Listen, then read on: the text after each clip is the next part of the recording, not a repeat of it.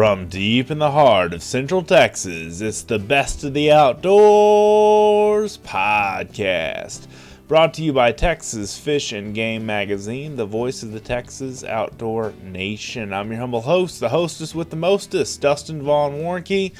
Serve many roles in the outdoor industry, and I love to have the chance to connect with you. It is awesome that you are listening. Thank you so much from the bottom of my heart for checking out this show, whether you are listening online, whether you are downloading the show on your mobile device, whether you are streaming it, however you're listening, and wherever you're listening. I really do appreciate you. We are a Texas-based magazine, but this podcast goes all over the world, and trying to bring you guys some good content that is going to help you in the outdoors do things a little bit differently and do things better and be more effective and efficient in what you do in the outdoors. That's always one of my goals for this show, is just to educate you and help you, inspire you to do great things and have the best of the outdoors for yourself.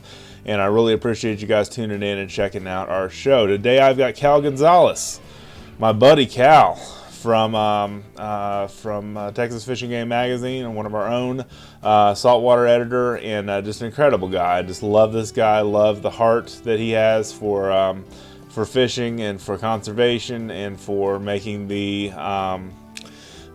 right choices when it comes to what he's going to talk about on this show today, which is outside of the box fishing strategies. And these are just some ideas that will help you catch fish even when the fish don't want to be caught.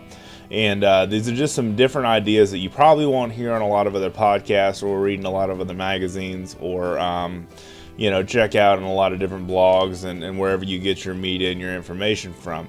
My whole goal of this show and what I do in this podcast is to just help you understand the outdoor lifestyle, the fact that we love to hunt and fish, the fact that this is part of our blood, our DNA, our being is to fish and hunt. And I know a lot of you guys do that for recreation. I do it for a career as well, which I've been very blessed to have a career that I can do. Work in the outdoor industry full time, but I just have to have this message out there: hope, inspiration in the outdoor lifestyle. That is what I'm all about teaching on this podcast, and I certainly am no expert in a lot of things, but I love to have guests like Cal on that help teach us some different thoughts of what to do when the fish aren't biting, and what to do that might work for you if you're having a rough day out in the water, or if you just want to try some new things. And we talk about a lot of nostalgic memories as well about fishing on this show. I think it's a great interview. So here's my interview with Mr. Cal Gonzales, Texas Fish and Game Saltwater editor. Here we go.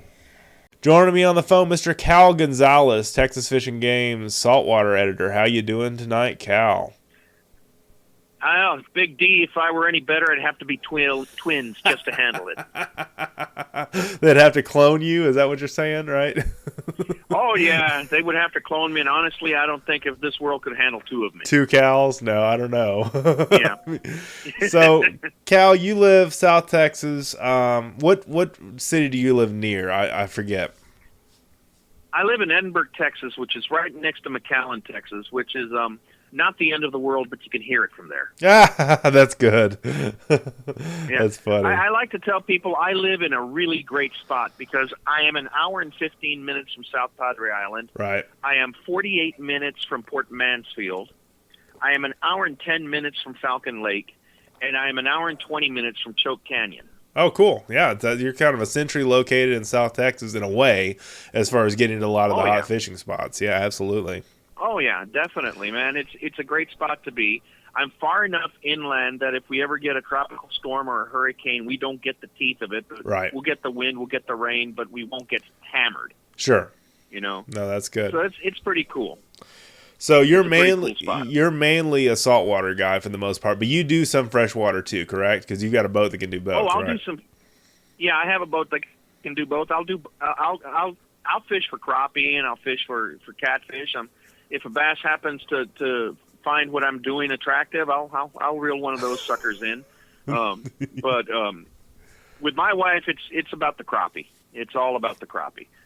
It's a sporting fish to catch for sure. I mean, it's a smaller fish, so it's not as intimidating as like a giant 10-pound bass. But it's kind of I look at it this way for bait fish when I fish with mealworms and night crawlers with my son. It's all about the grind. It's all about getting in there and outsmarting that quarry.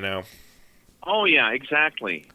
And a lot of people think crappie's just dumb fish that you drop a minnow in its face and it's going to eat it. And there are times where they're like that, but there are other times where you have to have a strategy. Right. I mean, sometimes they're real tight to the brush, and you've got to figure out how to get up in there with them. Yep. There are other times where they're in pretty deep water and they're in a snotty mood, and you've got to figure out how you're going to get them, especially when they're suspended. Right. And success is not always guaranteed with crappie. It's very much like, in saltwater, a lot of people look at the mangrove snapper and they look at the sheep's head and they think those are two fish that, you just drop a shrimp in front of them and it's a done deal. Right. But they will sometimes demand that you have some kind of strategy. Right. They can be very wily. Yeah. No, you're right. I have seen times where I was on the jetties and you could literally see the sheep's head hovering over rocks, and you'll throw everything in front of them and they won't even pay attention, and they'll leave you talking to yourself. It's like when I was a young man, a young boy, when I was at Landa Park in New Braunfels, Texas, and anybody from that area can attest that we had these giant fish called tilapia, which you no doubt know, being in the South Texas. But I didn't really even know that a tilapia existed back then. And they just looked huge underwater, and then they're vegetarian fish for the most part, so we tried to drop anything we could to even snag the darn things, and we couldn't do it. So that's what that kind of reminded me of. Yeah, they can be that way, and everyone thinks tilapia big dumb fish. They're not that bright, but again, they'll make you look like an idiot. All fish can make you feel that way, even catfish. Oh yeah, absolutely. You have to, sometimes you have to have a strategy. Excuse me. Sometimes you have to have a very specific strategy for the quarry you're going after. Right. A great example, last week, Sandy and I had a trip with Captain Carlos Garcia. Uh-huh. An excellent captain, by the way, for anyone who ever goes down to the island. If you're interested, Captain Carlos Garcia, he's got a website. Just look him up. Great guy. We were fishing, and we tossed every piece of hardware we had in the tackle box. I mean, we threw DOA Cal shad. We threw jerk baits. We threw top waters. I threw my favorite lure currently, which is the DOA Airhead. And we were catching trout that were not measuring out. I mean, they were little trout. Sandy caught a dadgum hardhead on an airhead.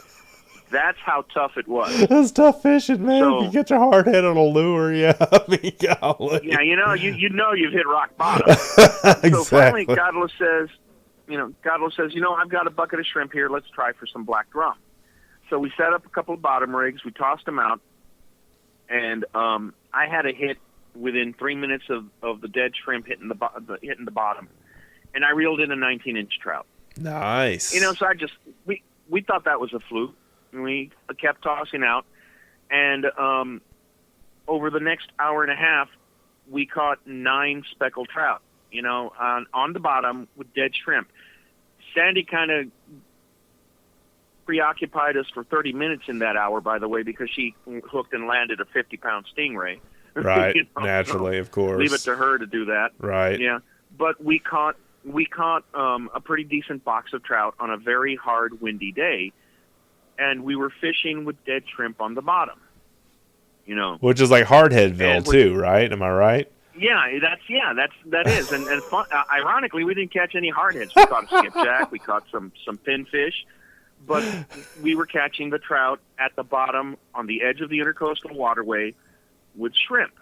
Isn't that funny? Wow. Dead shrimp, in fact. Yeah, dead shrimp, too. It's hilarious. Because really. one of the guys I fish with on the coast of off of where is it? I'm trying to think. Seadrift, Port O'Connor area, mid coast kind of. He basically had a whole deal where he was like, well, every time we'd have a croaker or something die, we'd catch a hardhead, and he'd say, well, this is why you got to keep your bait alive, and if a seagull comes and grabs it, or with his feet, or it's talons or whatever, you've got to replace it, or else you're going to catch a hardhead. But I was just like, okay, I mean, you guys are catching fish without even, on dead shrimp, which is like hardhead, 101, I mean. Exactly. Wow. And like I said, we weren't even focusing on trout. We were focusing on black drum. But sometimes your strategies have to change. Yes. On this particular day, the trout wanted meat, and they wanted something very particular, and they wanted it presented in a very particular way. That doesn't mean if we hadn't been free shrimping, we wouldn't have caught them. But, the fact that they were not striking the plastics we were presenting to them, or the topwaters we were presenting to them, they were sitting down deep and they wanted meat, Right.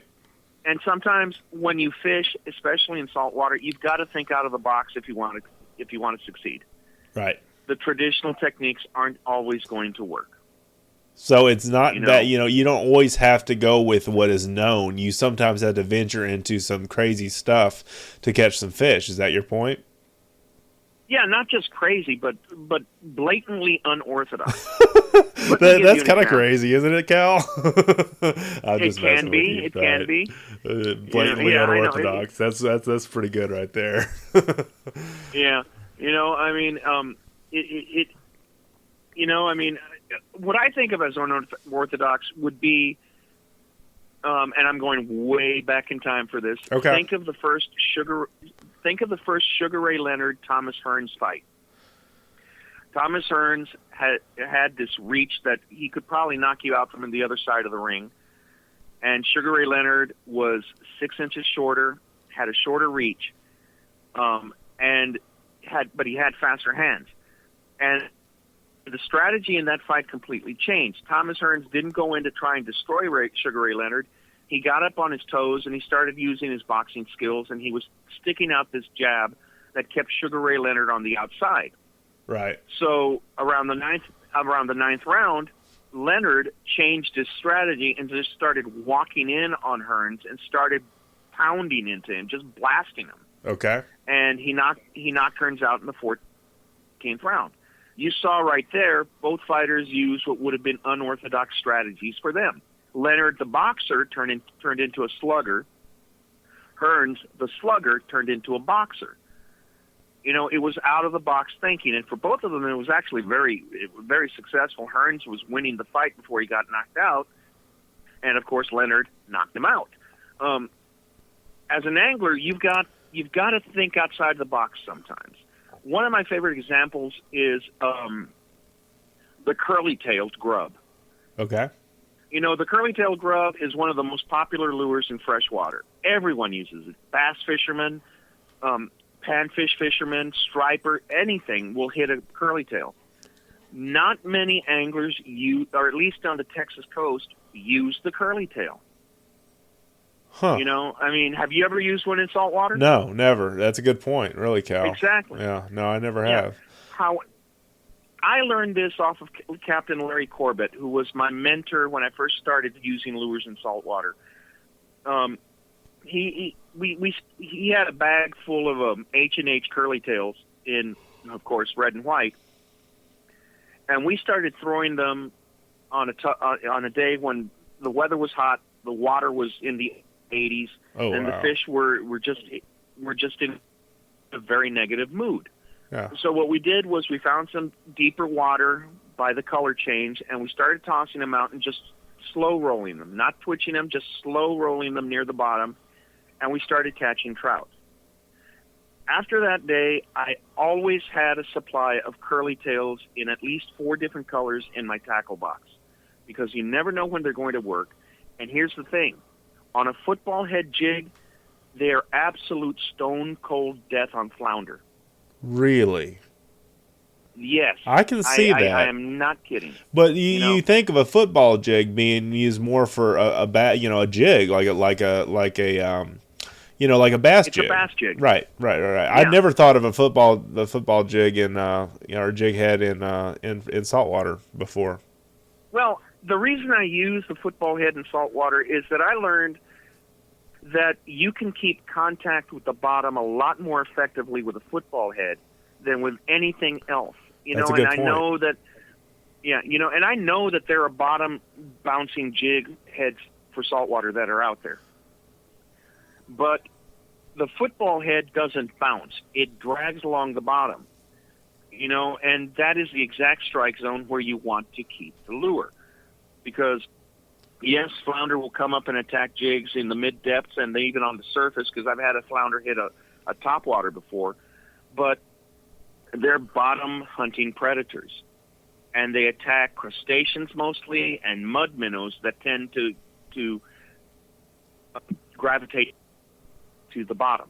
Right. So you want to keep down there most often blasted. I've even had, and of course redfish will hit it, black drum will hit it, trout will pick up stuff off the bottom too. We were talking about how I bottom fished for them recently. Sure. So a curly tail on a football jig is an out-of-the-box strategy that can be very time. Right. And again, it's out-of-the-box thinking. It's two examples. The curly tail itself, logically you would think, that would be a very effective lure underneath a popping cork or a Mansfield Mauler. Sure, absolutely, yeah. That would be the first place you go. I mean, it's what I'm trying to say, Cal. That would be the first thing you would do is rig one below a popping cork. Yeah. Yeah, because the great thing about the curly tail jig underneath a cork is that the action doesn't stop when it comes to rest. Yes. That tail keeps working. He's working. So it's sending out vibration that fish are going to get on their lateral lines, and they're going to come in and they're going to check it out. And more often than not, I've used them under popping corks, and more often than not, I've had fish hit it when the cork was just sitting there on the surface, bobbing up and down. Most people tend to use shad tails and shrimp tails underneath a popping cork. Right. But a 4-inch curly tail grub is incredibly effective, very effective underneath a popping cork. Huh. And again, that's outside the box thinking. Right, but sometimes that's what it requires to catch the fish. If they're not going to burn anything else, and that's the nice thing I like about your ideas is they're adaptable. They're change on the fly, and like you're talking about when we first started out with the catching the trout on the bottom. Right. That's just, you got to do it sometimes. And I mean, the innovators of that kind of stuff is guys like you and me that write, and also those guides that have to find the fish. You learned a lot of the good stuff from the guides, over the years. Yeah, exactly. And there's some guides out there, and there's some anglers, a lot of them, and all of them I respect very deeply, who would never use bait. Right. And, and I don't begrudge them that, but, sometimes, heck, you've got to do what the fish tell you that they want. Yep. You got to adapt over time. I've seen, and a bait that is kind of outside the box, a live bait that is outside the box, are pinfish and pig perch, or pigfish. Piggies. Grunts. Yeah, piggy perch, Yeah, a lot of people would, they swear by croaker, but, croaker, if the trout isn't feeding on croaker, he's not going to eat croaker. There's certain times of the year where other baits become the preference of the predator. There are times of the year where pinfish are what they want. Okay. But still, a lot of people don't use them, which is kind of funny. Chad Kinney, Captain Chad Kinney, who has a bait shop in Port Mansfield, I've talked to him before. As a matter of fact, my September column is loosely titled "The Art of Bait," which is going to be about using the different types of bait, and Chad Kinney is going to help me with this. He has told me in the past that, there are times where people still buy croaker when the trout are hitting croaker less and pinfish more. And there are times of the year where the little pig grunt, the little pigfish, are more effective bait than anything else. There are times of year where the trout and the redfish will tell you what they want. Right. And you have to pay attention. You have to pay attention and do what they want. To me, it makes no sense why someone would go out and keep throwing a super spook when the trout are on the bottom hitting silver spoons. Right. Yep. I follow you. And there are some anglers who are that headstrong. That's why we have sayings in fly fishing like match the hatch, throw what they're eating on, throw what they're naturally feeding on. And I mean, there's some anglers that are just so headstrong as far as the pride that they had, they don't want to change that up. But I mean, and I can't use Chester's word of trout snobs here, but it's just one of those things that I think is kind of funny. But it's just one of those things where it's just like, you've got to adapt and overcome. I mean, that's what it all boils down to, I think. Yeah, and ironically, I mentioned a lure just now, the silver spoon. Yes. That has fallen so far out of practice using a silver spoon that it has become out of the box thinking to use one.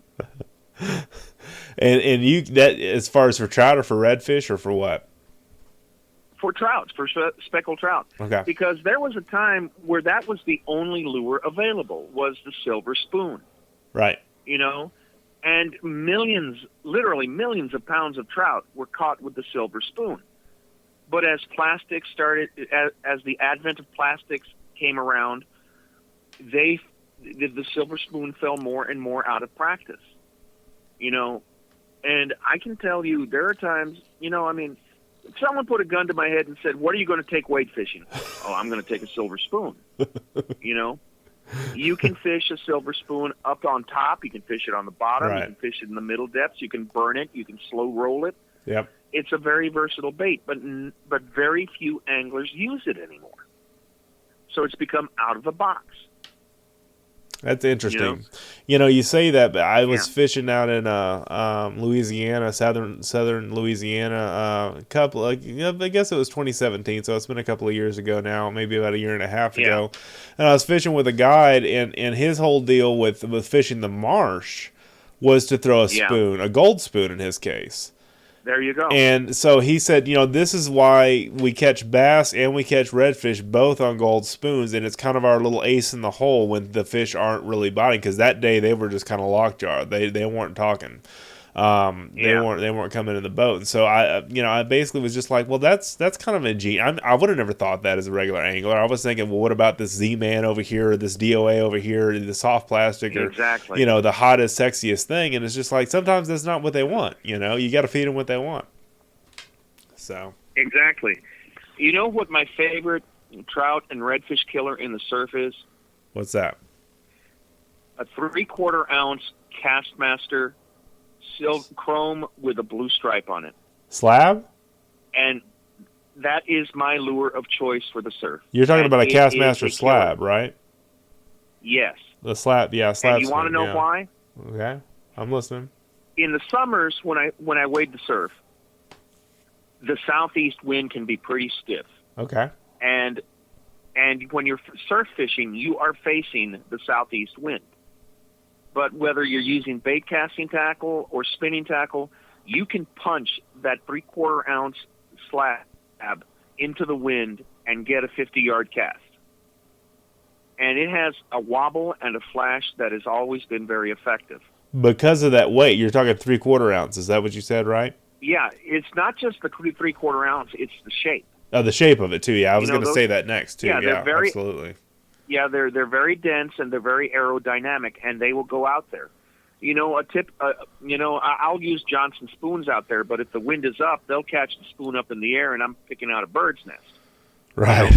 But you can knuckleball. Yeah. You can knuckleball those Castmasters and get it out there, and they're very effective. They have an action and a flash that the fish don't ignore. And that's that chrome flash imitates just about every forage fish in the surf. Yes. You've got pilchards out there. You've got small skipjack. You've got menhaden. Sometimes you've got ballyhoo out there. the flash imitates just about everything out there that the predators eat. But if you would tell that to sometimes- your... Yeah, go ahead. I'm sorry. Go ahead, Cal. Sometimes a Spanish mackerel come calling, and Right. you end up having to retie a lot if you don't have a wire leader, but they're still very effective for everything. Well, what I was just getting ready to say was the fact that, you say that to a diehard saltwater fisherman, he may laugh at you, but it works. And if it works, what can you argue with what was success? Why mess with success, like the old saying goes? I mean, if it's something that's going to pull the fish in, then you've kind of won your argument, because you've proven that it works. Oh, yeah. I mean, so Yeah. I just see a lot of saltwater fishermen, and freshwater fishermen too, saying, well, if you're not using these baits, like for instance, there's a guy on TV that hunts hogs, and I won't name any names here, but he was talking about his Hoyt, fancy model of his Hoyt bow, and if you're not shooting it, I feel sorry for you. And I'm just like, you're missing the point, man. Use what you have, all right? But also think outside the box, like we're talking about in this podcast, because I mean, you may not know it all, but a lot of guys walk around and act like they do. Exactly. And all that they use is all that works, and the only thing that works. And I don't like that, No, you're exactly right on that. There's my rant. And to be an effective, there you go. Sorry. And if you want to be an effective angler, you have to be willing to do that. Yes. I mean, I have my comfort zone. I really do. But I sometimes come out of it.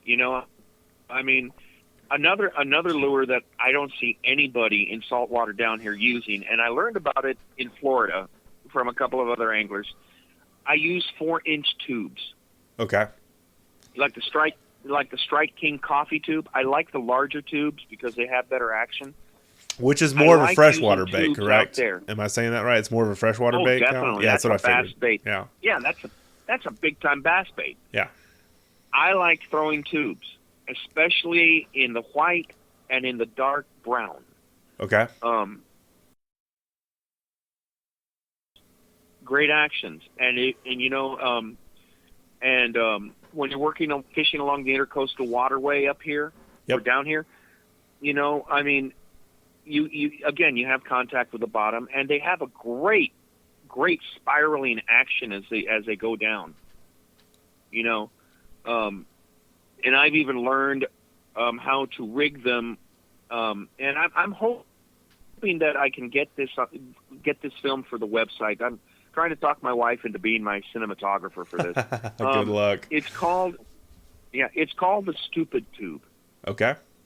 It's a very popular technique in the Midwest, and it's won quite a few tournaments up there. And I've started experimenting with it down here. It's difficult to describe, but it's very easy to show, and it's actually very easy to learn how to use it. Huh.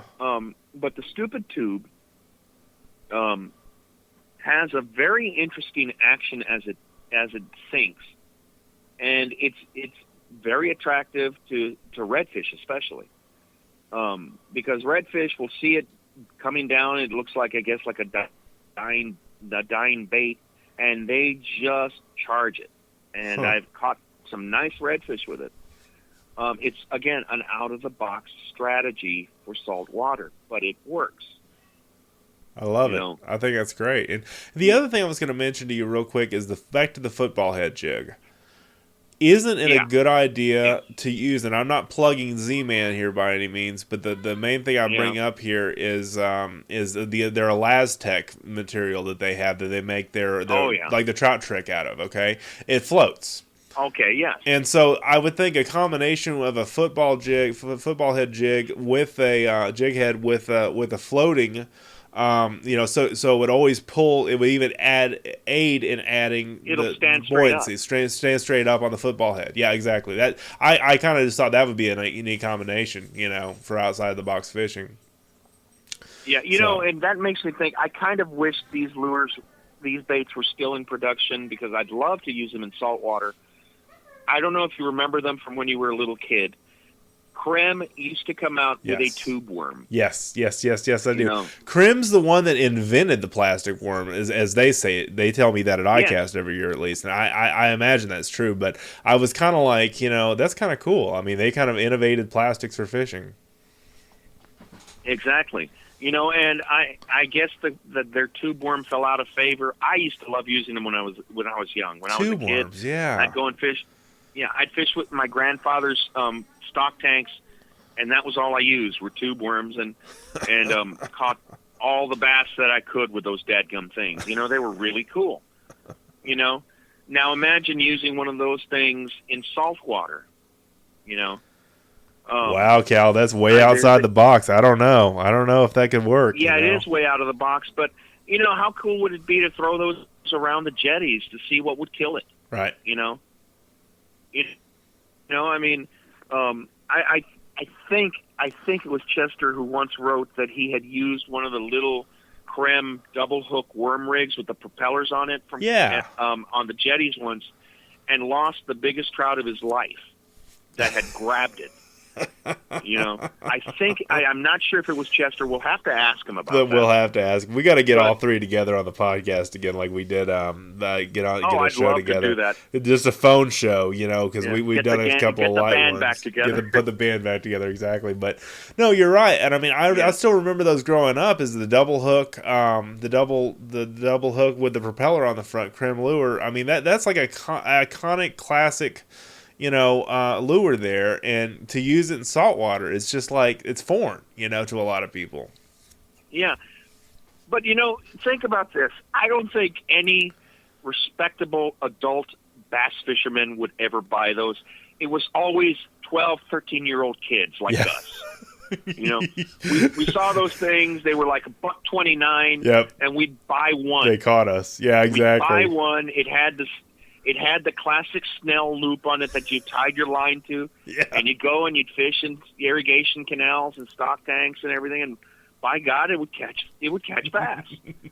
We'd buy one. I just need to go to the store to buy one bait, to fish for the rest of the summer. I mean, exactly. Those were some great days and you protected back then. That thing with your life. Yeah. Oh, we gotta glue it back together. Get the super glue out. We even had the fancy super glue like we have today. But yeah, you're right. We just kind of, it's kind of like the old, I was saying this to my son earlier today, what we did back in the day was the old World War II saying, the Great Depression saying is let me see if I can remember this all the way. You can use it up, wear it out, make it do, or do without. And that's what we did for fishing back in the day. That one too. Yeah. That's an old one. A lot of people haven't heard, but I thought that's kind of cool for this generation of fishermen. So yeah. Yeah, and whether we were fishing fresh or saltwater, what was our rod and reel? A Zebco 33. You got it. Everyone used the Zebco 33, and it worked. By God, it worked. It wasn't fancy, but it got the job done. Yeah. Yeah, and as we got older, we thought we had hit the big time when we got the Zebco Cardinal spinning reel. Right? Am I right? You're right, man. Golly, I mean, you look at the tackle we own these days, and I know you're just like I am, and you've got a bunch of very nice high-dollar rods and reels. But think about it. When we were kids, it was a Zebco 33, and we caught everything: catfish, bass, speckled trout. If we were stupid enough to try it, we caught a redfish on it. I mean, those rods and reels work great. That's the thing I love about you, Cal, is just that you believe in getting back to basics and just the what attracts us to fishing, the therapeutic part of fishing, the soul bearing part of fishing, if you will. I always get introspective on these shows with you, but I mean, it's just one of those things where I've just kind of like we talked about when Chester and you and I got together at the Houston Fishing Show about our first fishing memory and our most embarrassing fishing moments and all that other stuff. I mean, that's the stuff that dreams are made of right there. I mean, that's the stuff that really counts in the end, not the biggest or the baddest. And I always talk about that to my listeners in this podcast, that guys, it's not all about, getting that trophy stroker, this giant, whatever. It's about the memories that you make with your family and your friends. You're exactly right. And not only that, life, we have a saying in Spanish that says, hay más tiempo que vida. There's more time than life. Okay. Why would you want to waste any of your time doing something that isn't fun? Right. And not having fun while you're doing it. Right. You know, right. I'm not speaking for the people who have to do it to survive or the people who do it for a living. I'm talking about the rank and file angler like you and me. Yep. You know, really, when you think about it, we can do something else for a paycheck. And I actually do. I'm a school teacher. Writing is my avocation. Right. But, you know, why would we do something if we didn't enjoy it? Sure. You know? I agree with you. Why roll out of bed? Yeah, roll out of bed, get dressed, get in the vehicle at dark 30 to drive to the water and to work for 4, 5, 6, 12 hours, waving a stick, waiting for a jerk on one end to make a jerk on the other end happy. Why would we do all that if it wasn't fun? Yeah, you're right. That's what you know, it's all about. Yeah. Why waste the time? You know, I mean, there's a show on the outdoor channels, the Mud Bums, and those guys act like, I mean, you can tell they're having a blast with what they're doing. You know, Bill Dance, all his shows, you can tell he's having fun. Jimmy Houston, all of the people on TV, you can tell they're having fun. Why else do it?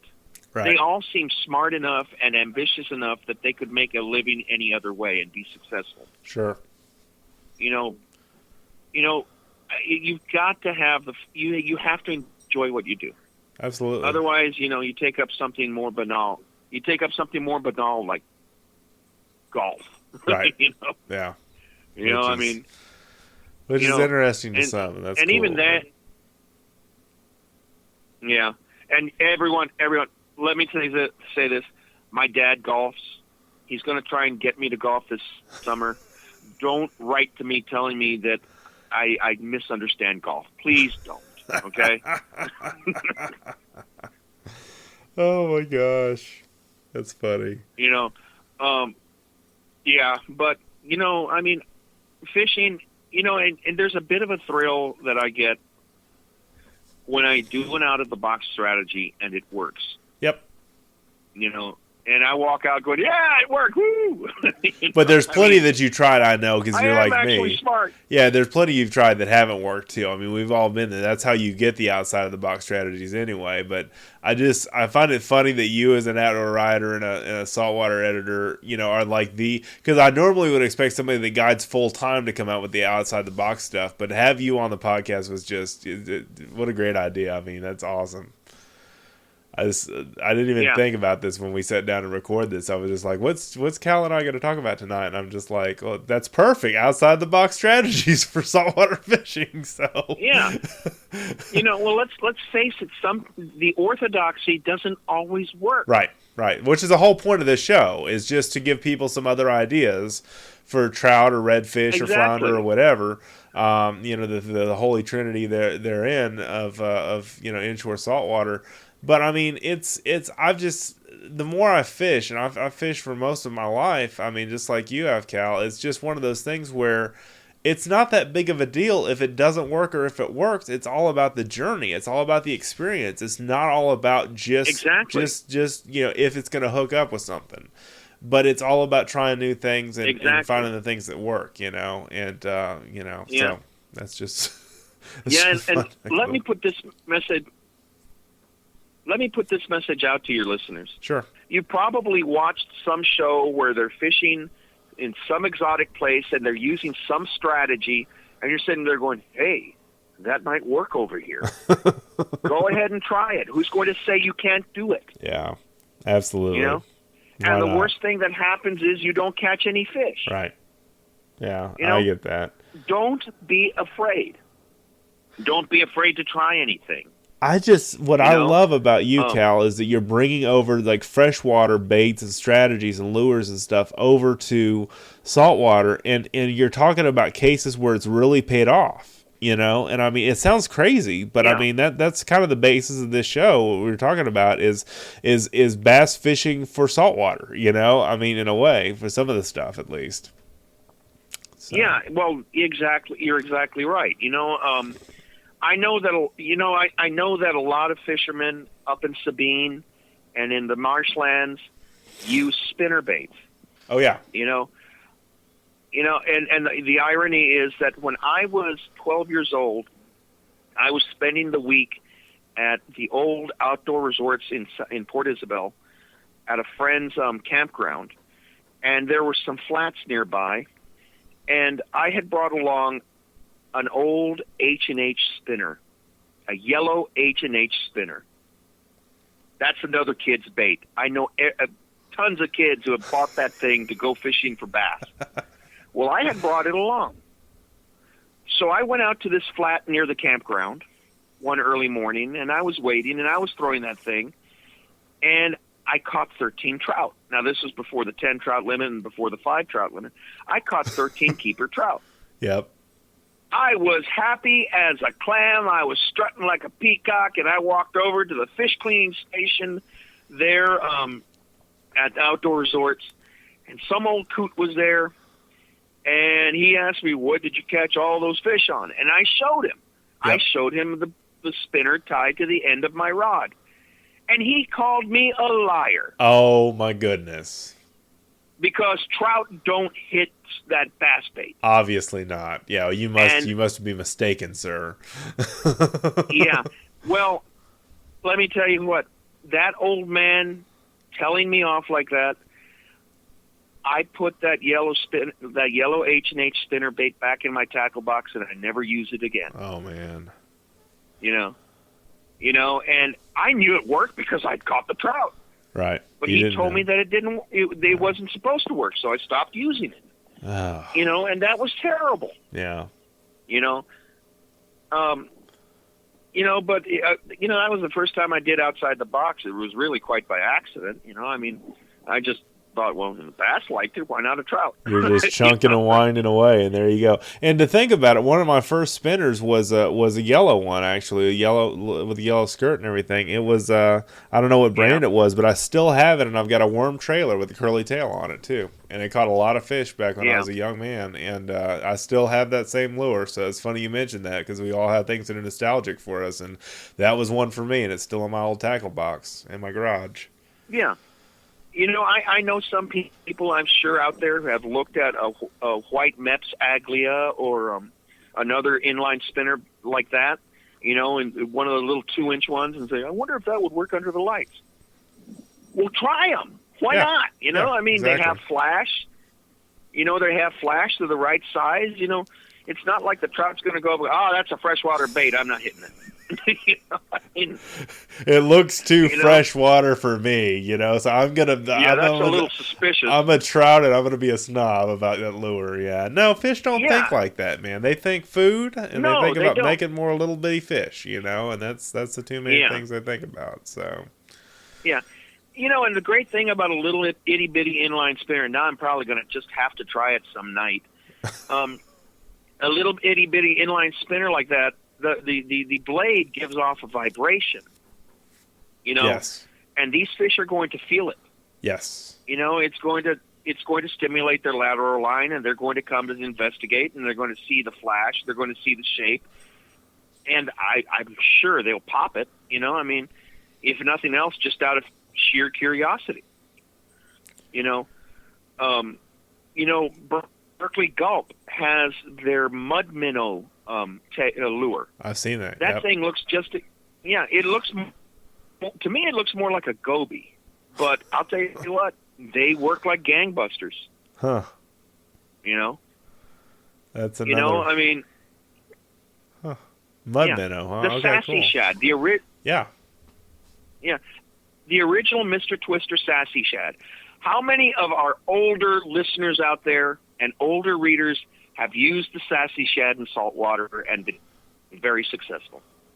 That's a good question. Outside the box is basically just old school fishing. Well, and the thing is, I've got one of the guys, since I do the hotspot reports for most of the freshwater lakes in our magazine, and he swears by I think it's a striper sniper or some kind of it's like a long eel looking trailer that he puts on the back of his on the back of his rig, and he basically says it's because stripers are originally a saltwater fish, and they're attracted to an eel or whatever the case may be, this lure mimics, and that's why they have that ingrained in their brain. And so why wouldn't it work well for freshwater and saltwater? Because stripers originally a saltwater fish, if you go way back in time. So, I mean, I just think that kind of stuff, it makes sense when you look at it from those glasses, Yeah, perspective. Yeah, perspective. That's right. But really, anglers used to be the most adaptable people out there because they had to be adaptable in order to succeed.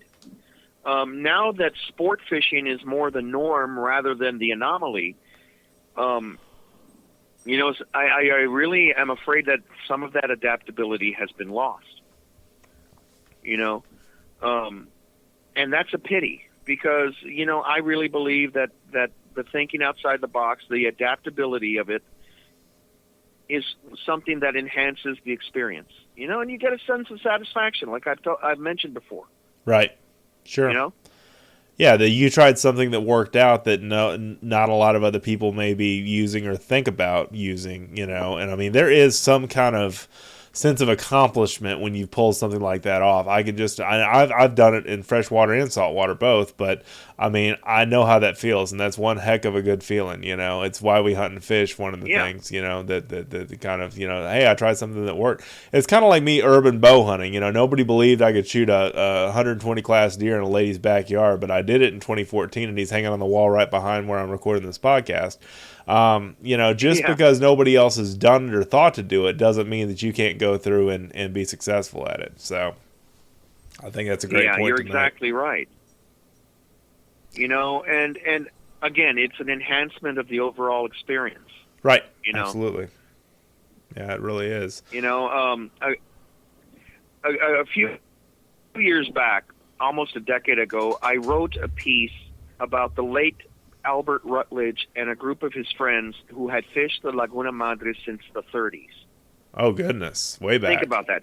Yeah. That's 70 years. The man was 92 years old when I talked to him. And he showed me pictures and he talked about it. And what was one of the baits they used with which they were sometimes the most successful? What's that? Carp. Carp. They would catch carp in the irrigation canals around here, take it out there, chop it up, use it as cut bait, and catch the hell out of the redfish. Now, I've had Marcus Heflin on this podcast. I'm going to have him back on again next, but probably for one of our next saltwater shows. But he's talking about surf fishing. He's kind of a surf fishing Santa, and he's talked about using cut bait for redfish in the surf. But we've touched on carp before. But I mean, think about the carp. It's not the first thing you think about when you think of cut bait for saltwater. No, but it makes sense that it would work because carp is a very oily fish. I was just going to say the same thing. So it's yep. Yeah, it's going to throw a scent out there, and I doubt any redfish is going to. Oh no, that's carp. I can't eat that. A redfish will eat whatever you put in its face. Yeah, it's going to eat what it's hungry for. It eats because, like I said, the fish live to reproduce and to eat food. I mean, eat bait. So yeah, it's not like they think. I once got a reader very upset with me because he had sent me a letter, complaining about croaker, then that croaker need to be banned because the reason the trout hit it is because croaker eat trout eggs and trout are hitting it out of revenge. Yes.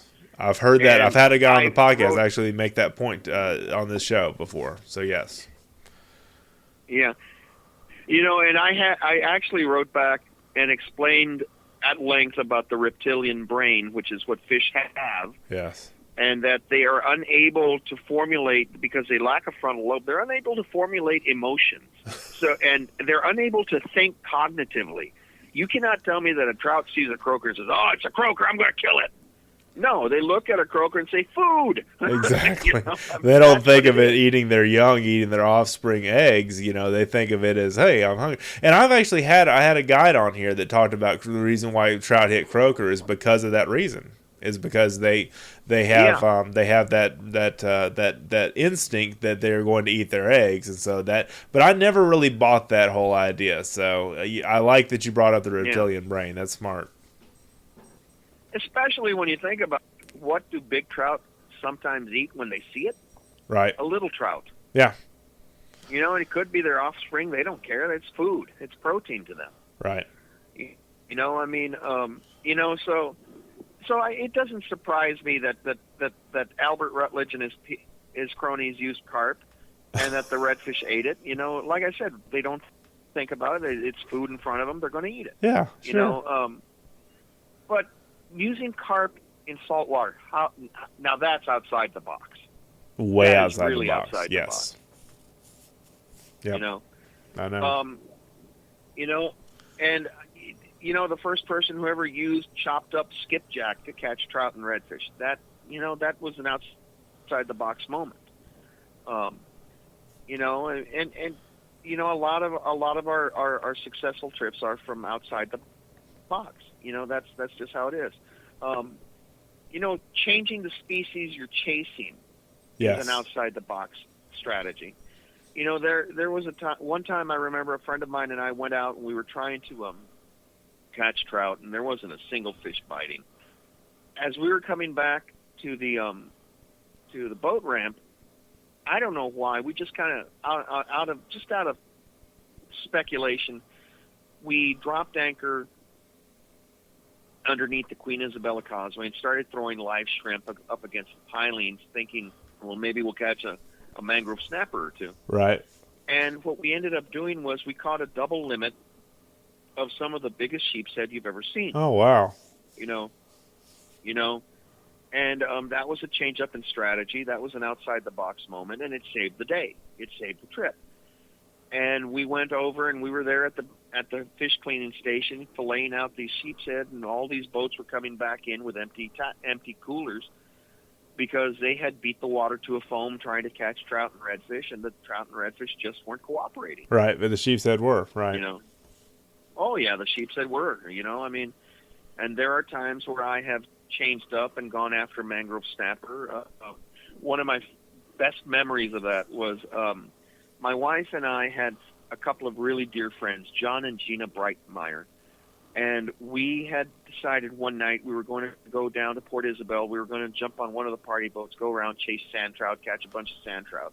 Well, we went down there and we got there, and the boat wasn't going out because it had a blown engine. Well, we had driven all the way down, so by God, we were going to fish. So we just started tossing bait around the pilings of the dock, and in about 2 hours, we caught, among the four of us, I think 60 mangrove snappers. Golly, that's amazing. Between 1 and 3 pounds. Right there off of the shore? You know? Or right there off of the dock there? Right there off of the dock. Yeah, you know, just bopping around, dropping bait around the pilings. We caught the daylights out of these mangrove snapper. They were 1 to 2 pounds. I mean, 60 of them. And that really stunk because I was the only one who knew how to clean fish. You got that dirty job. So Sorry, Cal. Yeah, I ended up filleting 60 mangrove snapper, you know? And I'm sitting there thinking at that point, you know, maybe I should start rethinking about keeping every dadgum mangrove I catch. Throw some back. You know? Yeah. That's where you learn the idea of selective harvest. Right. How many more fish do I have to clean tonight? But, you know, yeah. Yeah. But, you know, that was mainly out of necessity because we didn't want to have to turn around and drive all the way back. But, you know, it was an out-of-the-box moment, and it saved the trip. And we had a blast because, you know, mangrove snapper fight like bulldogs. Yep. You know? I don't mean Uga, who got chased off by Bevo at the Sugar Bowl, but real bulldogs. Right. You know? Yeah. You know, but all you University of Georgia fans, don't write me. That's right. If you're any of you are listening, you know, yeah, that's funny. No, but, you know, those anglers who haven't done it and who outthink themselves, don't do it. If you have an out-of-the-box thought, try it. Right. The worst that can happen is it doesn't work. Then you're in the same place you were before you tried it. You never know when it'll save the trip. Well, and my whole thing, I think the whole thing we've talked about this whole show is be flexible and be adaptable, because plans may change. Exactly. I mean, the fish may not be biting on this, but they're biting on this, or this species of fish isn't biting, but the flounder are biting, or the redfish aren't, but the trout are, or whatever.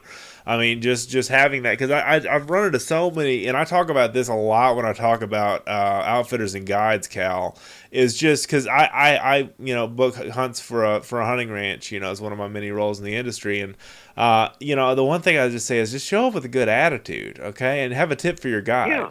All right, and just have a really good attitude about how this is going to go, and you're going to give it your best. And if this doesn't work out, you're going to try this, and you depend on the guide, and it's just all about. I mean, attitude is really everything about all of this, and just having that faith that no matter what's going to work out, you're going to have fun. That's why we do all this stuff in the first place. It's for recreation. Yeah, and that's the most important thing. I think I've mentioned this on the show. I think I mentioned it when we did the Trio podcast with Chester. Yeah.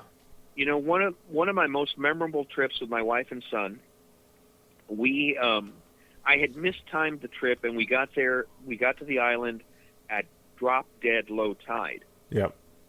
So what we ended up doing was we ended up dropping anchor over by the causeway, and we cast out, and within 2 minutes, my son had caught about a 3.5-pound hardhead.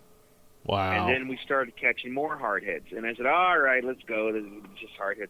My son didn't want me to move.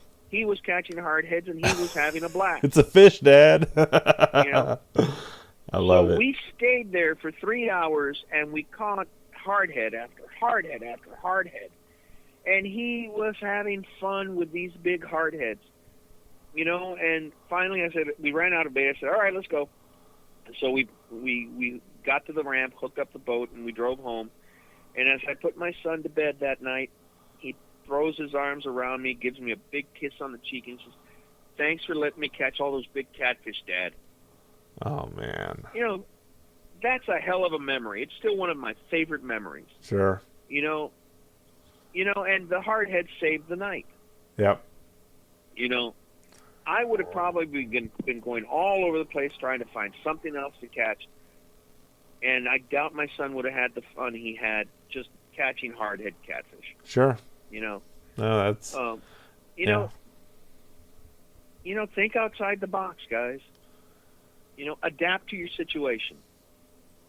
That's the important part that's the important message of this podcast. Right? No, that's great. That's wonderful. That's wonderful advice, and I just really think as we close the show out, I really think that just thank you for sharing some of your ideas and some of your concepts and some of the things that you've done over the years, because a lot of times if we don't learn from our own experiences, we learn from listening to somebody else's experiences of what worked and what didn't. And even the funny stories like we talked about in the show too, Cal. I mean, it's one of those things where my whole purpose of doing this podcast is just to educate people and just helping them to go out and have their version of the best of the outdoors for themselves. And I mean, when I started this, and it's 4 years ago this month I started this podcast, it's just one of those things where I was just like, if I could just help people, do what they do better and enjoy God's creation and everything like that. But the reason I want to have shows like this is just to bring in the whole concept of you don't have to do it all the same way all the time, man. I mean, if it's not working, do something different. There's nothing wrong with that. Yeah. I'll tell you what, Dustin, thank you for saying that, and I'll say this. It has been an absolute privilege to share my ideas with the readers of Texas Fish and Game. And I had a little bit of a moment a couple of weeks ago because I had called Bud Rowland to ask him to help me because I wanted to eventually write a feature about him and his state record speckled trout. Right. And he told me, Bud Rowland, the man who caught the state record speckled trout, says, I've always been reading your column, and what you do is just fantastic, and thank you for that. Wow. My jaw just dropped. I mean, this is Bud Rowland complimenting me. Right. That's amazing. It was. Yeah, it was. It meant a great deal, and it means a great deal to realize that the privilege I get to do is enjoyed by other people. Right. It's a hell of a contribution. It's very gratifying to me. It's been a heck of a ride. I'll say that. And I look forward to continuing this until Chester says, "Get out of here." That's right. Chester tells me to get out. I got to go too. But yeah, I feel the same way. I mean, it's just great. You never know who's watching. You never know who's listening. I mean, I say that about the guys that I trained to do media stuff for a living. I always say you've just got to be careful, but you also have to put your best foot forward every day. Because you never know who you're going to impact, who's going to have influence over your future and all that other stuff. So yeah, that's a good point. It's a real good story. And we are fortunate. We are blessed with what we do. Right, we really are. Yeah, absolutely, I agree. I agree. Cal, go on. I'm sorry. Yeah. So the one thing I want to remind everyone out there, it's that old Spanish saying, "Hay más tiempo que vida." There's more time than life. So make the time in your life matter the most. That's good. That's solid. Besides Texas Fishing Games monthly magazine and print and digital, how can people connect with you on Facebook and elsewhere? Well, I'm on Facebook, Calixto Gonzales, Calixto Gonzales with an S at the end. I'm out there on Facebook. Just friend request me, and I'm not all that suspicious. I've got friends from all over, so I'll probably confirm you as a friend. You can reach me that way. My email address is in the magazine, so if you ever have any questions, you can email me direct. Super. I'm also on Twitter. Calixto Gonzales on Twitter. So you've got questions, you can ask me there. That's how you can track me down. Cool. Good deal. That's awesome. So if everyone out there is welcome to reach out whenever you want. That's God cool. bless you. If you have a great question that I can answer, I'll do it the best I can. Well, the thing I like about all the guests that I have on this show is most all of them are very accessible people. They're very open with their ideas and their time, and they're helping other people. And that's the reason why I have the guests that I have on the show, is because I don't want some snob, not to overuse that word, but just come in here and say, "Oh, I know everything about hunting and fishing you ever need to know," and that's all. And they just kind of guard all their secrets and don't open their arms to other people that need advice and need help. And like I say, that's why I'm very protective over who I have on the show, for that reason, because I really want the information to be a benefit to everybody that listens. Yeah. I'm not the kind of person, if anyone ever comes up, "Where'd you catch those fish?" I'm not the person who's going to say, "On the water." Yeah, there's plenty of fishermen out there like that, though. Yeah, I don't mind telling you where to catch them and even how to catch them. Right. I mean, you still have to go out there and catch them. There's enough to go around for everybody. There really is, and a lot of that, yeah. Yeah, that's exactly right. And I remember a play I once was in. The title of it was "You Can't Take It With You." Right. I did that play when I was younger too. Yeah. Yeah. So you may as well. I played Grandpa Vanderhoff, and I always remembered his line, "You can't take it with you, so you may as well leave it behind with someone." Right. Yep. Great line. Fantastic line. I forgot all about that play until you mentioned that. I was a star in that play back in high school, I guess it was. Yeah. Or middle school, maybe. Yeah. We did it for one act play. We made it all the way to state with that. Wow. But that's the one line I've always remembered. You can't take it with you, so you may as well leave it behind with someone. Right. That's solid. And when I die, my knowledge goes, it's gone. So I may as well leave some of it behind with anyone who wants it. Right. And if people use it and they find it useful, that's gratifying to me. Super. That really is gratifying. No, you're right. I feel 100% as a matter of fact, as a matter of fact, my July column, I used to have every few months I'd write what I'd call my random ramblings, and I had not done it for a few years. And the July column is random ramblings, but they're very specific random ramblings because it's the perspective and knowledge I have gained over the last 3 years of my illness. Right. Right. And the things that I've learned and the things that I wanted to share that with the readers, because maybe there's some people who have been walking down the same path I went. Sure. And maybe they can gain a little fortification from hearing what I have to say. Absolutely. So we'll see what happens with that. You never know, That's cool. I mean, that's really cool that you're sharing that kind of stuff. So that's really awesome. Well, we've been on for over an hour, so I guess I'm going to let you go. I really appreciate your time tonight again, Cal. Thanks so much. Well, thank you for calling me, Dustin. Thank you for having me on your show. You have a great podcast. Thank you. I mean, like I said, we need to get the band back together someday and have the three of us back on and raise a ruckus. Raise the ruckus. Yeah, that's going to be fun. Yeah, we're going to do that. Fabulous freebirds of the outdoor industry. Freebirds. That's right. That's right. Yeah. So. Dustin Bam Bam Warncke.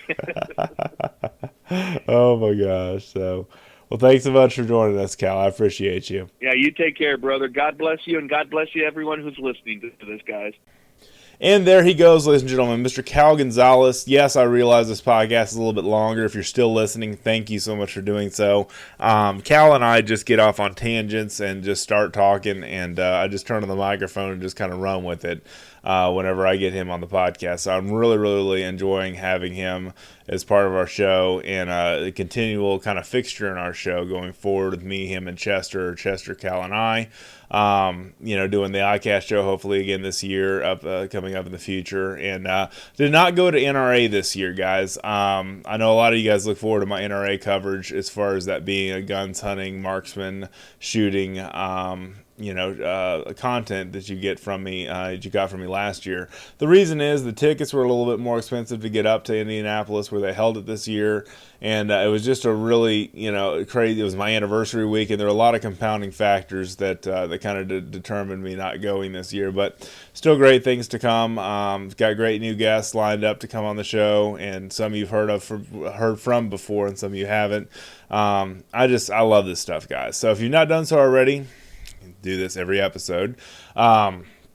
Please subscribe to our newsletters if you've not done so already. If you found this podcast through the newsletter, good for you. That's what it's for. Share this with your friends. Give us a 5-star rating on iTunes or wherever you found this, or if you can give us a 1-star rating, I would understand that too. And there's certainly areas that I can improve on this show, but I love a 5-star rating from you if you like what you hear on iTunes, Stitcher, wherever you're listening and wherever you can rate this podcast. That would mean the world to me. It'll help more people find it. And then also subscribe to our newsletters. Tactical and Practical Tuesday, you have Wildlife Wednesday, and you have the Thursday Texas State of the Outdoor Nation. They are free. They do not cost you anything. It is fresh new news in your magazine, from the magazine writers, in the content producers, in your mailbox 3 times a week. Plus, we have the Turkey National, we have the Whitetail National, we have Hog Wild, we have a lot of special interest newsletters that are going out. Sharks and Surf is another one that Chester Moore is planning on doing, and just really some great opportunities for engagement there, of some ideas that might help you in the outdoors and might help you be even a better outdoorsman than you already are, and have more fun and catch more fish or shoot more ducks, or whatever the case may be. Whatever your goal is, we're here to help you reach those goals. And I just want to say this too. I say this just about every show too, and I just wanted to bring this up because this is something that's on my heart again. It's not just all about getting out there, like I talked about in the show with Cal. I mean, it's not just all about getting out there catching the most fish, as far as numbers go, catching the biggest size and that kind of stuff. It's just about the outdoor lifestyle. It's about the experience that we share, because you can't take any of this stuff with you. You can have all the boats, you can have all the trucks, you can have all the gear, but you can't take any of it with you. What you can take with you are memories, and you can leave those imprints of memories in the hearts of those you love and the hearts of those that love you. And the circle of influence that we all have is so vitally important going through life, taking care of that circle of influence, experiencing those things with your kids or grandkids, with your friends, with the folks you fellowship from church with, or whatever the case may be. My thought is that experiences are where the lessons are learned in life, and where we are meant to take the impressions of life from as we go through life. Because even if you don't have a big boat or a fancy car or truck, or if you don't have a fancy house that you live in and store all your hunting and fishing gear in and that kind of stuff, you're still loved. Okay, you're still getting out there and doing stuff. Use what you got. You don't have to be super duper fancy, all right?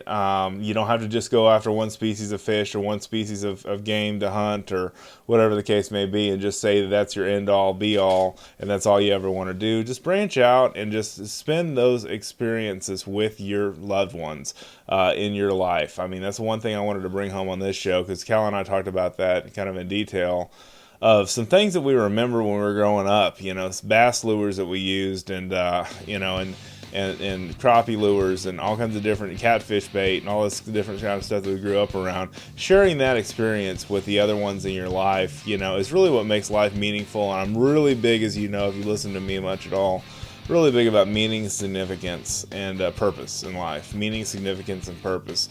And to find those things is just an important part of life, and finding those in the hunting and fishing realm is also an important part of doing what you do, because those things inspire other people, and those things leave positive impressions on other people in life. And the way that we look at conservation, the way that we look at, getting our kids started, youth development and stuff, getting kids started in the hunting and fishing sports, that kind of stuff, it all matters. And it's all about making our sport that much better for the future, and that much better for our youth and our newcomers that are maybe across the aisle from us, that don't understand hunting and fishing, that want to get in it for the recreational value and the morale and everything else that it helps to build. So anyway, that's my thoughts for today. Thank you guys so much for watching, reading, and listening, for checking out this show. Again, please tell a friend. Thank you for spreading the good news about the Best of the Outdoors podcast. I'm your hostess with the mostest, Dustin Warncke. You can check me out at fishgame.com. I've got all of my articles and everything on there. You also have a personal website that has kind of a hub of all my outdoor activity, dustinsprojects.com. That's all one word, dustinsprojects.com. And that's free stuff for you to watch and read. I've been doing product reviews. I've been doing special digital edition videos for our digital magazine section, that is an addition to the print magazine that you get every month. And those are all online at fishgame.com. So just some great things coming down the pipe. Really appreciate you guys checking out our show. Again, I'll say it. Thank you guys so much for watching, reading, and listening. Have an awesome day in the outdoors. We'll see you next time.